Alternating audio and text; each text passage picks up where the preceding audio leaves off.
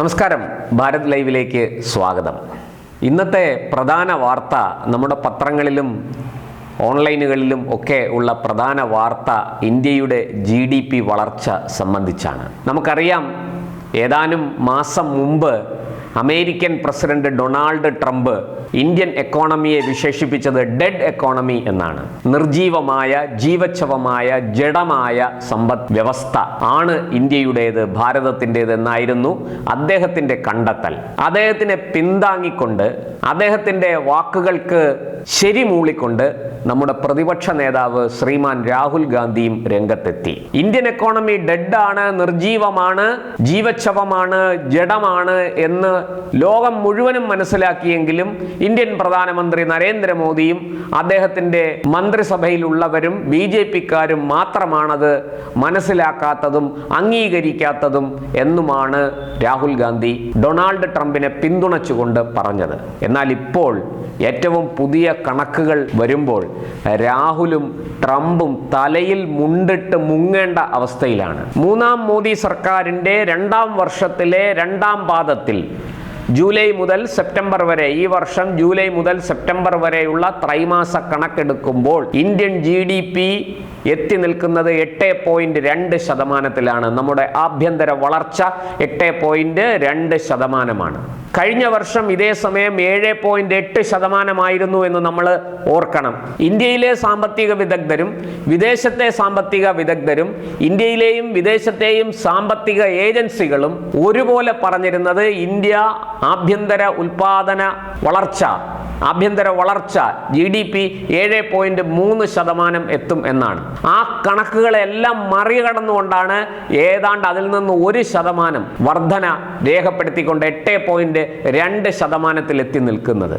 ഈ രാഹുൽ ഗാന്ധിയും ഡൊണാൾഡ് ട്രംപും എന്തിൻ്റെ അടിസ്ഥാനത്തിലാണ്, ഏത് കണക്കുകളുടെ അടിസ്ഥാനത്തിലാണ് ഈ വിലയിരുത്തൽ നടത്തിയത്? ഇന്ത്യൻ എക്കോണമി ഡെഡ് ആണ് എന്ന് പറഞ്ഞത് എന്തിൻ്റെ അടിസ്ഥാനത്തിലാണെന്ന് എനിക്ക് മനസ്സിലാകുന്നില്ല. നമ്മുടെ നാട്ടിലെ മാധ്യമപ്രവർത്തകരെല്ലാം ഈ രാഹുലിൻ്റെ ഈ വാക്കുകൾക്ക് വലിയ പ്രാധാന്യം കൊടുത്തുകൊണ്ട് വലിയ ചർച്ചകളൊക്കെ സംഘടിപ്പിച്ചു. പക്ഷെ നരേന്ദ്രമോദിയും കൂട്ടരും മറുപടി ഒന്നും പറയാൻ പോയില്ല. കണക്കുകൾ വരട്ടെ, അപ്പോൾ നമുക്കറിയാമല്ലോ.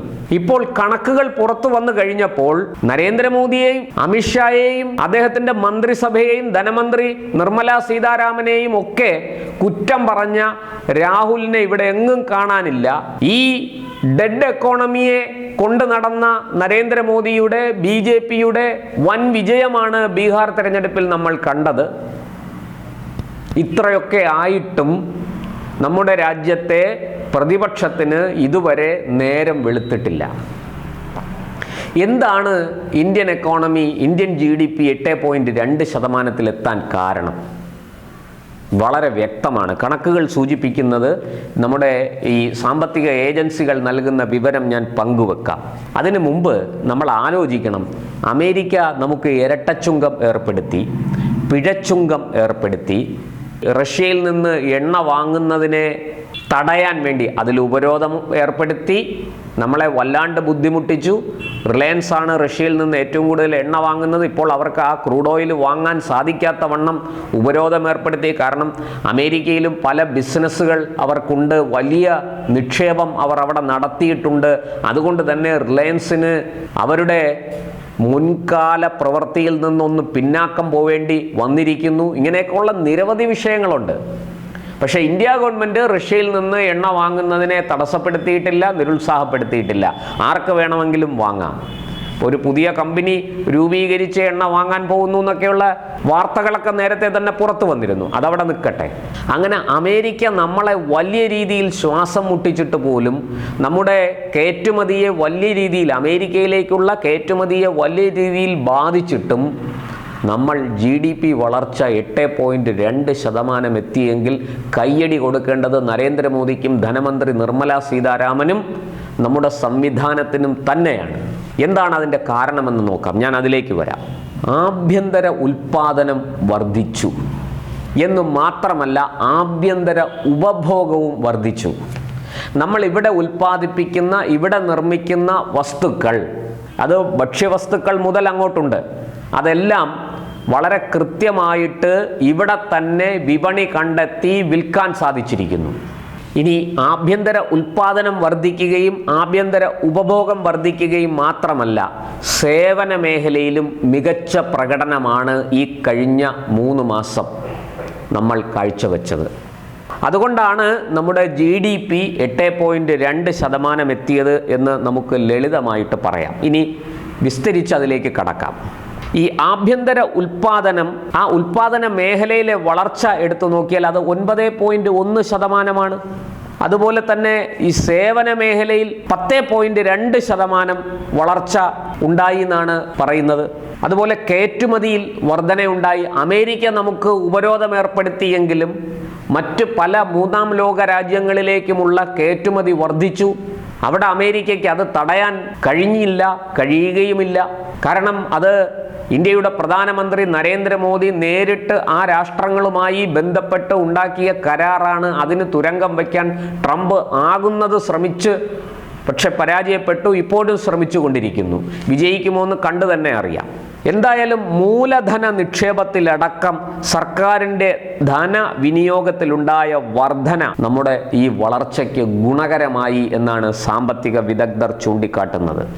അതുപോലെ ഈ സാമ്പത്തിക വളർച്ച ലക്ഷ്യമിട്ട് നമ്മൾ മറ്റു പല പദ്ധതികളും ആസൂത്രണം ചെയ്തിരുന്നു. അതെല്ലാം നമ്മുടെ സമ്പദ് വ്യവസ്ഥയുടെ വളർച്ചയെ ത്വരിതപ്പെടുത്തി എന്നാണ്. നമ്മൾ 6.5% സാമ്പത്തിക വളർച്ച കൈവരിക്കുമെന്നാണ് പൊതുവേ ഉള്ള ലോകത്തെ ഏറ്റവും വേഗത്തിൽ വളരുന്ന സമ്പദ് വ്യവസ്ഥ ഭാരതത്തിൻ്റെതാണ് എന്ന് IMF തന്നെ സാക്ഷ്യപ്പെടുത്തിയിട്ടുണ്ട്. അതിൽ തന്നെ നമ്മൾ 6.5% കൈവരിക്കുമെന്നൊക്കെയാണ് നമ്മൾ പ്രതീക്ഷിച്ചിരുന്നത്. പക്ഷേ അതുമൊക്കെ കടന്നു പോകുന്ന ഒരവസ്ഥയിലാണ് ഇപ്പോൾ നിൽക്കുന്നത്. ഈ നേട്ടം അസൂയാർഹമായ നേട്ടമാണ്.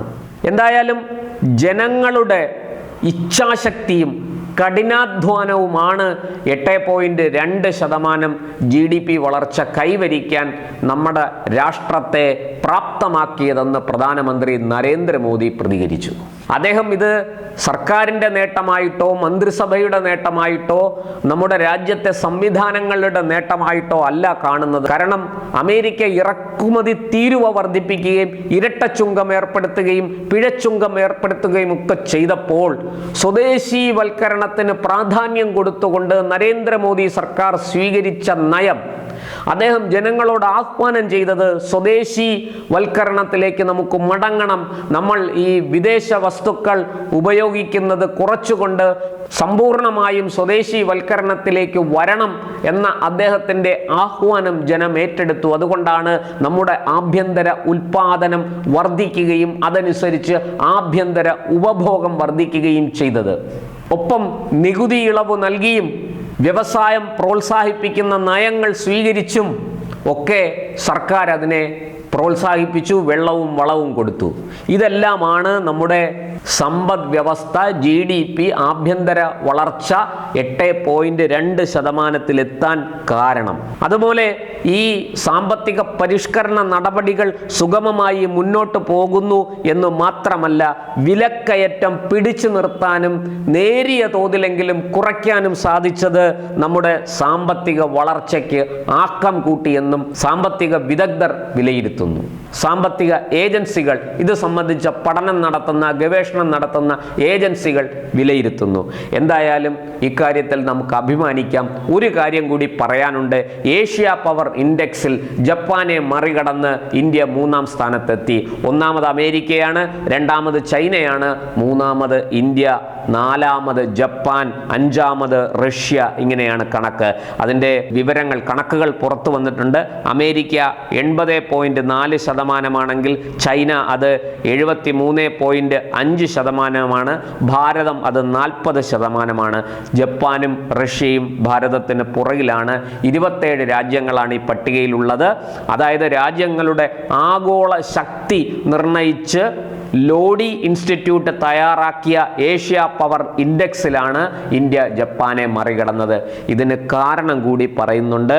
സുസ്ഥിരമായ സാമ്പത്തിക വളർച്ച, അതുപോലെ ഓപ്പറേഷൻ സിന്ദൂരിലെ പ്രകടനം, ഇത് രണ്ടുമാണ് ഈ ഏഷ്യ പവർ ഇൻഡെക്സിൽ ജപ്പാനെ മറികടന്ന് 3ാം സ്ഥാനത്തെത്താൻ ഇന്ത്യയെ പ്രാപ്തമാക്കിയത്. കൂടുതൽ വിവരങ്ങളുമായിട്ട് പിന്നാലെ വരാം.